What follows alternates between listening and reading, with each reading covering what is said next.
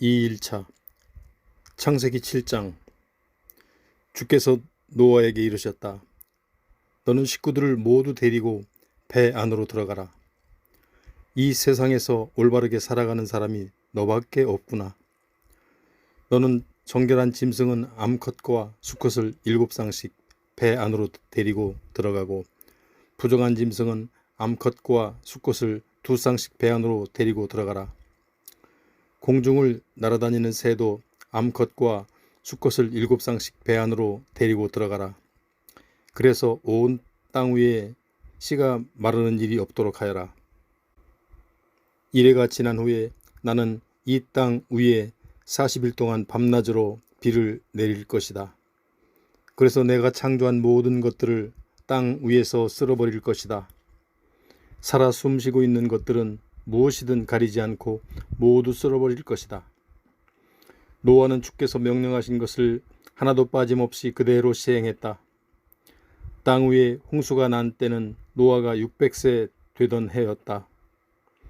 노아는 홍수를 피하려고 아내와 아들들과 며느리들과 함께 배 안으로 들어갔다. 정결한 짐승들과 부정한 짐승들, 하늘을 나는 새들과 땅 위를 기어다니는 길짐승들도 모두 암컷과 수컷끼리 짝을 지어 노아에게로 나왔다. 하나님께서 노아에게 말씀하신 그대로였다. 이래가 지나자 홍수가 났다. 물이 온 땅을 뒤덮었다.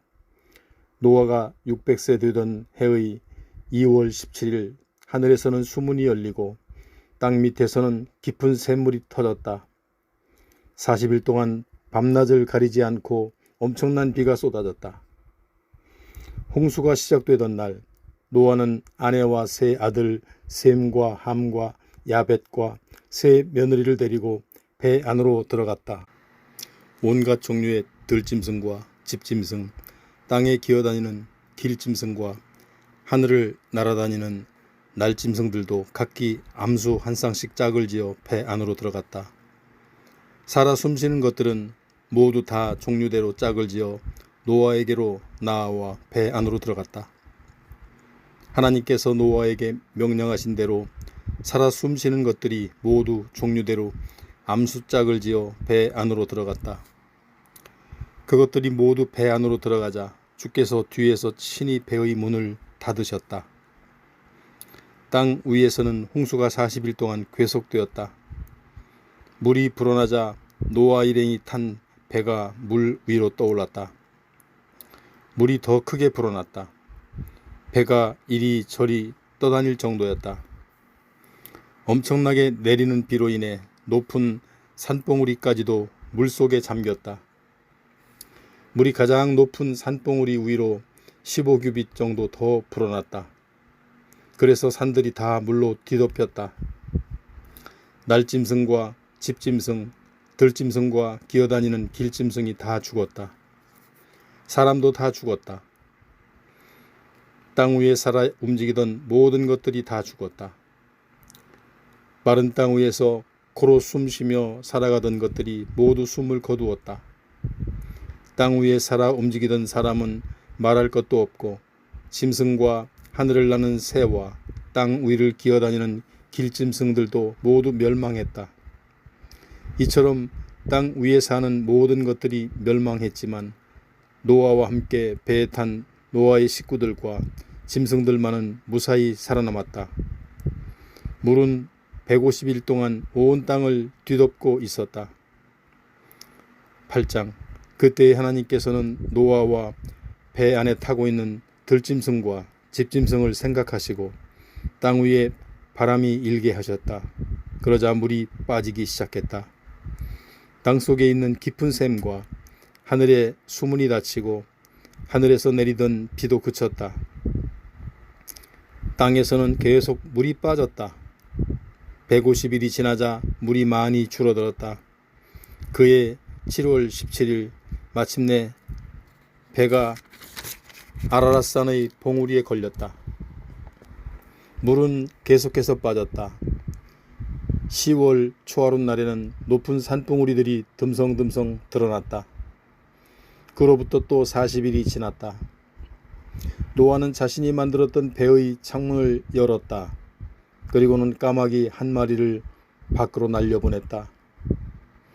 까마귀는 땅 위에 물이 마르기를 기다리며 이리저리 날아다녔다.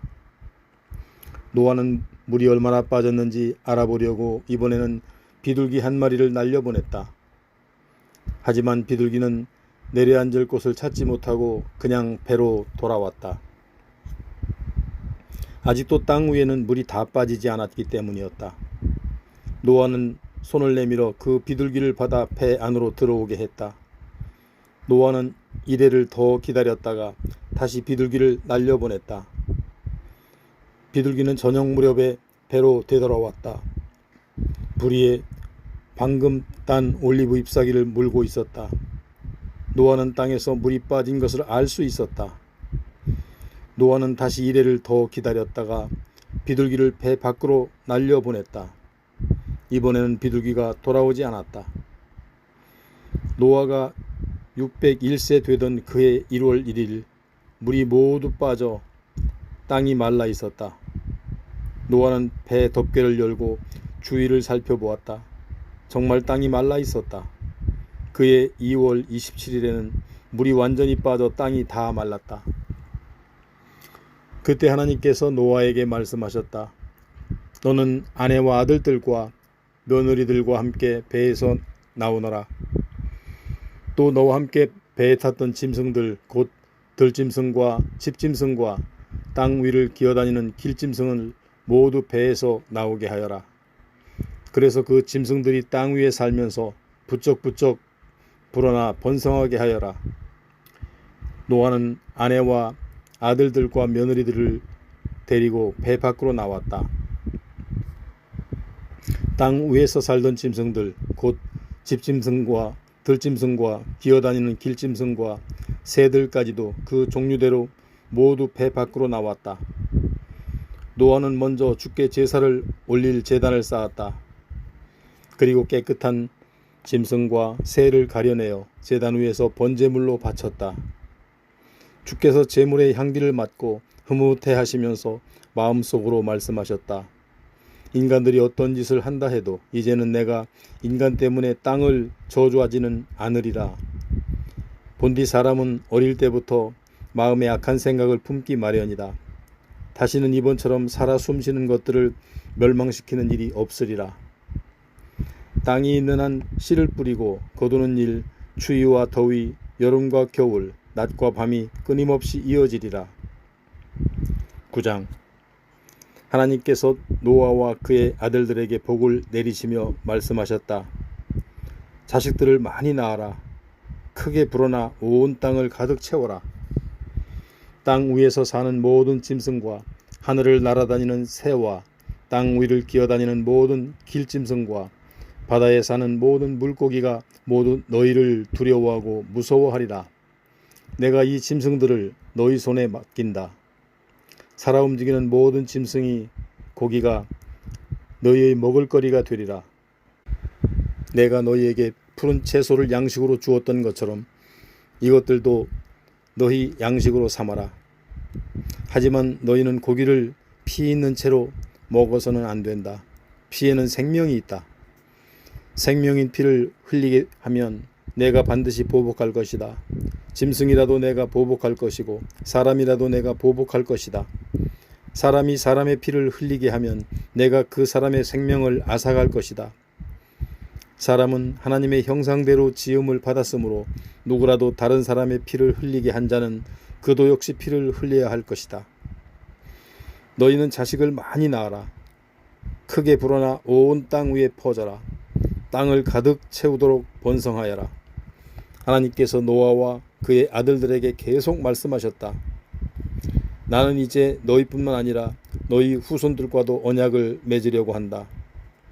또 너희와 함께하는 모든 살아있는 것들, 너희와 함께 배 안에 있었던 온갖 날짐승과 집짐승과 들짐승과도 언약을 맺으려 한다. 내가 너희와 맺은 언약은 내가 다시는 홍수로 생물을 쓸어버리지 않겠다는 것이다.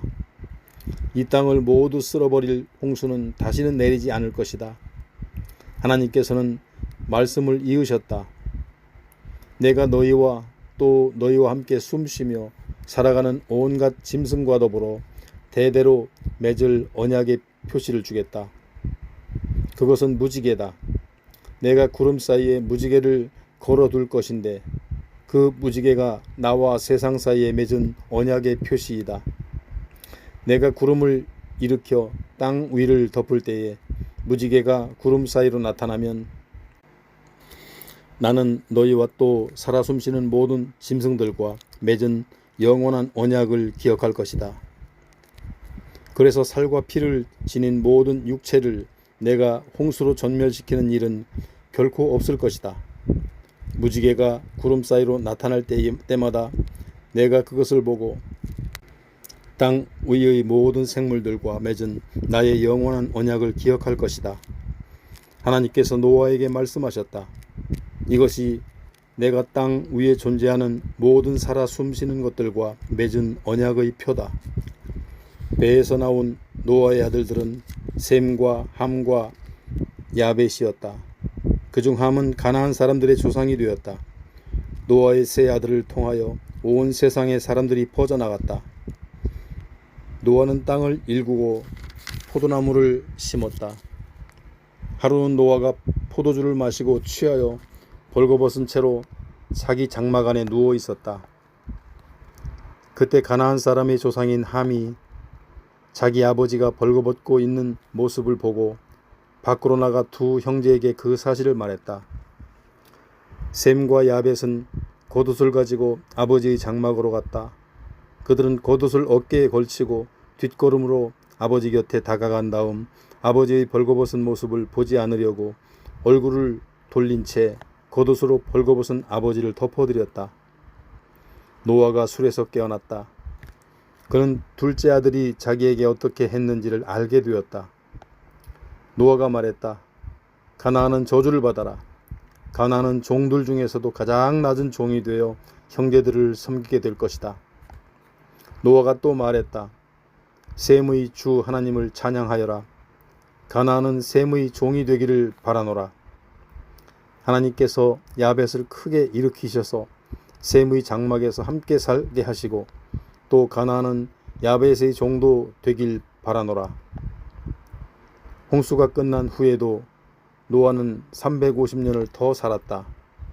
노아는 950세의 세상을 떠났다.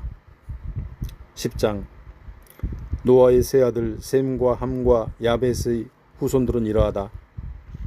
그들은 홍수가 지난 뒤에 자녀들을 낳았다. 야벳의 아들들은 고멜, 마곡, 마대, 야완, 두발, 메색, 디라스이다.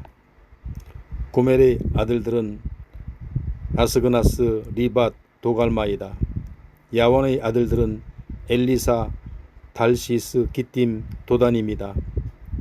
이들에게서 해변에 사는 사람들이 갈라져 나갔다. 그들은 각기 다른 부족과 나라를 이루어 서로 다른 말을 쓰며 살았다. 함의 아들들은 구스, 미스라임, 붓, 가나안이다. 구스의 아들들은 스바, 하윌라, 삽다, 라마, 십드가이다. 라마의 아들들은 스바와 드단이다. 구스는 리므롯이란 아들을 낳았다. 리므롯은 이 세상에 처음으로 나타난 용사였다. 리므롯은 주께서 보시기에도 힘센 사냥꾼이었다. 그래서 주께서 보시기에도 힘센 사냥꾼인 리므롯처럼 이라는 속담까지 생겼다. 리므롯이 초창기에 정복한 나라는 시날 땅에 있는 바벨, 에렉, 아갓, 갈레였다. 리므롯은 시날 땅에서 아시리아로 이동하여 니느웨, 르호보딜, 갈라 같은 성읍을 건설했다. 니므롯은 또 니느웨와 갈라 사이에 레센이라는 큰 성읍도 건설했다.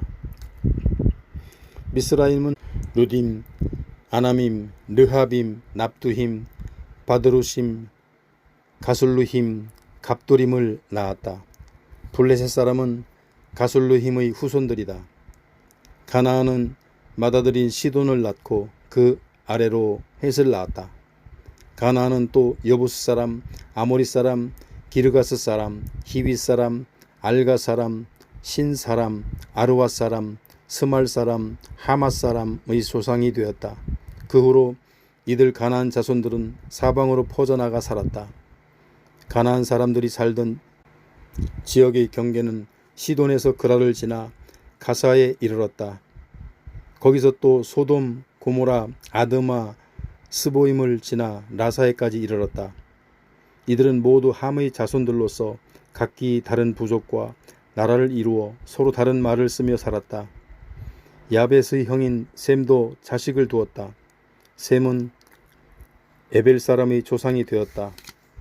셈에게서 엘람, 아수르, 아르박삿, 룻, 아람이 태어났다. 아람의 자손은 우스, 홀, 게델, 마스이다. 아르박삿은 셀라를 낳고 셀라는 에벨을 낳았다. 에벨에게서는 두 아들이 있었다. 에벨은 그중 한 아들의 이름은 벨렉이라고 지었다. 이는 벨렉의 시대에 세상이 나뉘었기 때문이다. 벨렉의 아우는 욕단이다. 욕단의 자손은 알모닷, 셀렙, 하살마웻, 예라, 하도람, 우살, 디글라, 오발, 아비마엘, 스바, 오빌, 하윌라, 요밥이다. 이들은 모두 욕단의 아들들이다. 이들이 살던 지역은 메사에서 스발까지의 동쪽 산악지대였다. 이들 셈의 후손들은 각기 다른 부족과 나라를 이루어 서로 다른 말을 쓰며 살았다. 이들 모두가 노아의 후손들로서 부족과 시족별로 서로 다른 지방에서 서로 다른 나라를 이루고 살았다. 홍수가 끝난 뒤 이 사람들에게서 여러 민족들이 세상에서 퍼져나갔다. 11장. 당시에는 온 세상 사람들이 사용하는 언어가 하나여서 모두가 같은 말을 썼다. 사람들이 동쪽으로 이동하다가 시날 땅의 한 평야에 이르자 거기에 머물러 살았다. 그들은 서로 이런 말을 주고받았다. 자, 우리가 벽돌을 빚어 단단하게 굽자. 사람들은 돌 대신 벽돌을 썼고 진흙 대신 역청을 썼다. 사람들은 또 이런 말도 했다. 자, 우리가 함께 도시를 건설하자. 하늘까지 닿는 망대를 세우자. 그래서 우리 이름을 날리고 우리가 온 땅에 흩어지는 일이 없도록 하자. 주께서 땅 위로 내려오셔서 사람들이 건설한 도시와 쌓아 올린 망대를 바라보셨다. 주께서 말씀하셨다. 저들은 모두 한 민족이고 모두 똑같은 언어를 사용하다 보니 이런 짓을 시작했구나. 이젠 저들이 마음만 먹으면 못할 짓이 없겠구나. 자, 이제 우리가 내려가서 저들의 언어를 뒤섞어 놓자. 그래서 저들이 서로 말을 알아듣지 못하게 하자. 주께서 사람들을 거기에서 땅 위 곳곳으로 흩으셨다. 그러자 사람들은 성쌓던 일을 중단할 수밖에 없었다. 주께서 사람들이 쓰는 언어를 섞어 놓아 그들을 온 땅에 흩어져 살게 하셨다. 이런 뜻에서 성의 이름이 바벨이라 불리게 되었다. 셈의 후손들은 다음과 같다. 홍수가 끝난 뒤 2년 뒤 셈은 아르박삿을 낳았다. 그때 셈의 나이는 100세였다. 셈은 아르박삿을 낳은 뒤에도 500년을 더 살며 아들, 딸을 낳았다. 아르박삿은 35세에 셀라를 낳았다. 아르박삿은 셀라를 낳은 뒤에도 403년을 더 살며 아들, 딸을 낳았다. 셀라는 30세에 에벨을 낳았다. 셀라는 에벨을 낳은 뒤에도 403년을 더 살며 아들, 딸을 낳았다. 에벨은 34세에 벨렉을 낳았다. 에벨은 벨렉을 낳은 뒤에도 430년을 더 살며 아들, 딸을 낳았다.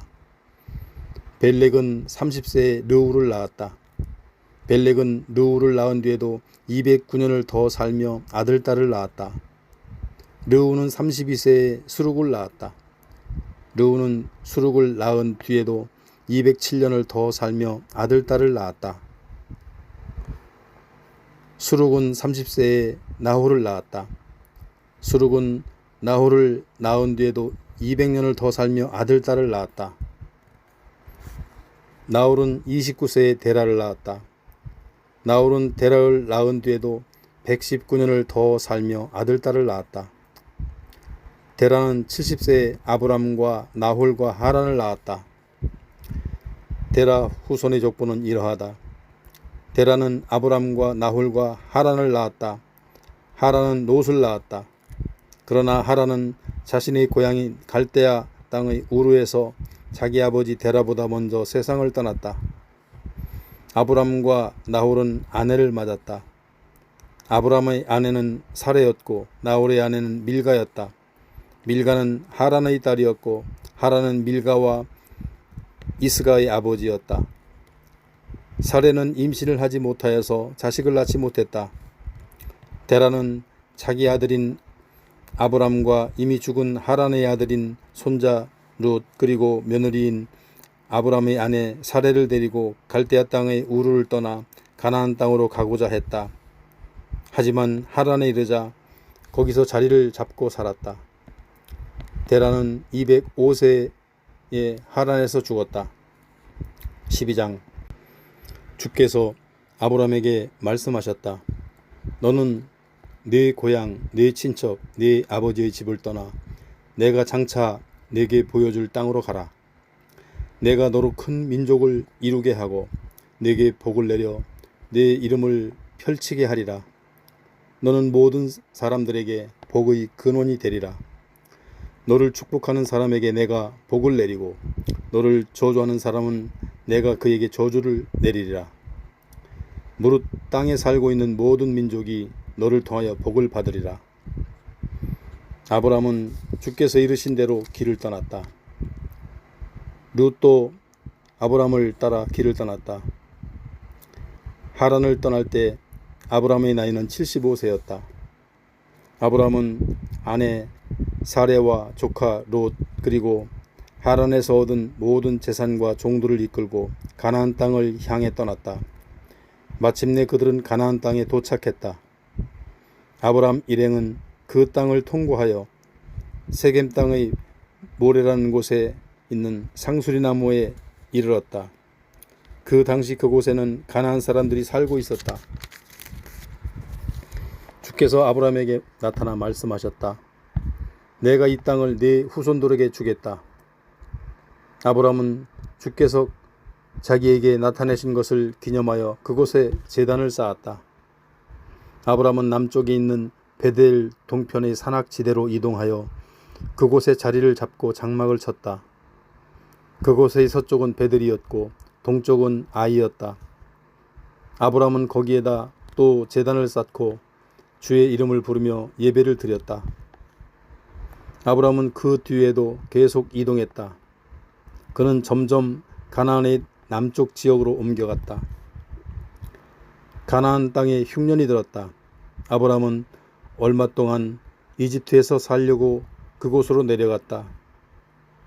이집트에 가까이 이르렀을 때 아브람이 아내 사레에게 말했다. 여보, 당신이 정말 아리따운 여인이오. 이집트 사람들이 아리따운 당신을 보고 내가 당신의 남편이라는 것을 알면 그들이 나를 죽이고 당신만 살려둘지도 모를 일이오. 그러니 당신이 내 누이라고 말하면 좋겠소. 그러면 당신으로 인해 그들이 나를 잘 대접해 줄 것이고 당신 덕분에 내 목숨을 부지할 수 있을 것이오. 아브람이 이집트 땅에 들어갔을 때 이집트 사람들 사이에 아브람의 아내 사레가 무척 아리따운 여인이라는 소문이 퍼져나갔다. 파라오의 신하들도 사레를 보고 참 아리따운 여인이라고 입을 모았다. 그들이 파라오에게 이 일을 보고했다. 결국 사레는 왕궁으로 불려 들어갔다. 사레 덕분에 아브람은 파라오의 극진한 대접을 받았다. 아브람은 양과 소와 암나귀와 순나귀와 낙타 거기에다 종들까지 선물로 받았다.